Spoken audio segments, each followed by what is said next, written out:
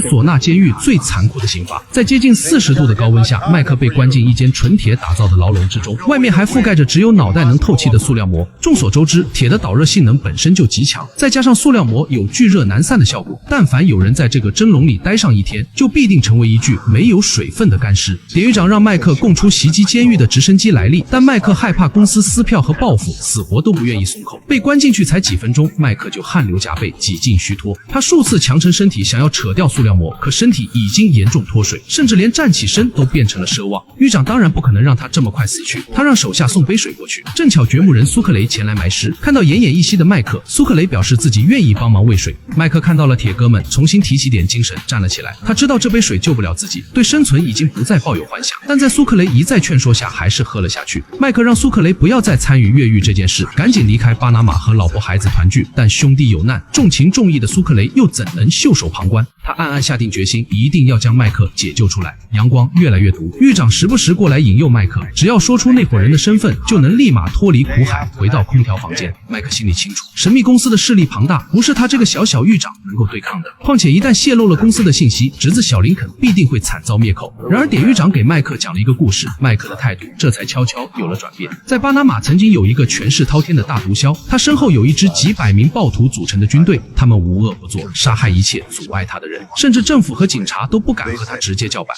人们都说他不可阻挡，但现在这个大毒枭被我亲手送进了唢呐监狱，他就是你们认识的黑老大，并且由我掌控着他的生杀大权。From the moment I got here,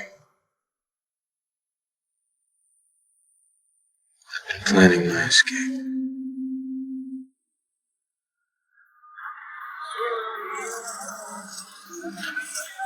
He's talking. How do you know? You can't get out of the box any other way.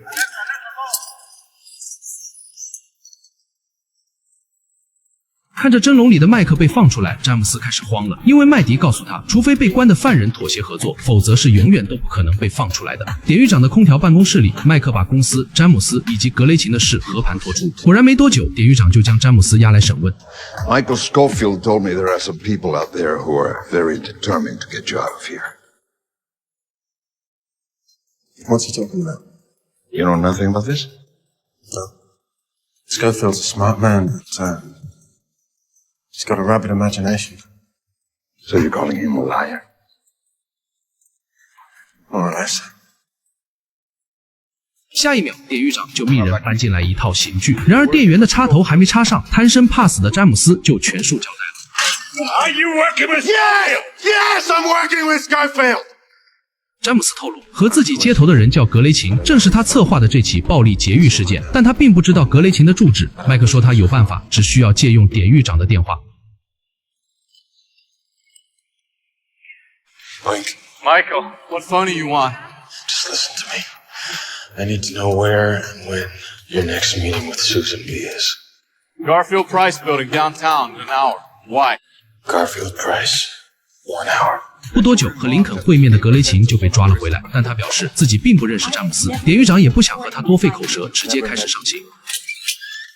Abre la manguera.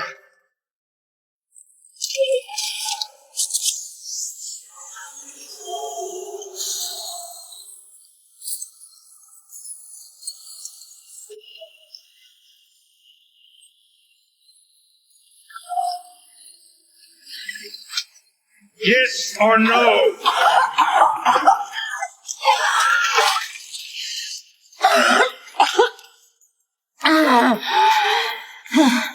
No. You prove one thing. This is not your first time. 眼见碰到个硬茬，典狱长又叫来了詹姆斯和麦克当面对质。在詹姆斯的指认下，格雷琴无话可说，只好交代。但是言语中自己只是跑腿的小喽啰，真正的幕后大 boss 在几十公里外的一个地方，我可以带你去找他。典狱长果然是雷厉风行的人，没有片刻的停留，就立马押着格雷琴前去抓人。但他似乎太高看了自己，抓公司的头目竟然只带一个司机。不出所料，刚刚打开仓库的门，就被格雷琴趁机偷袭，双双毙命。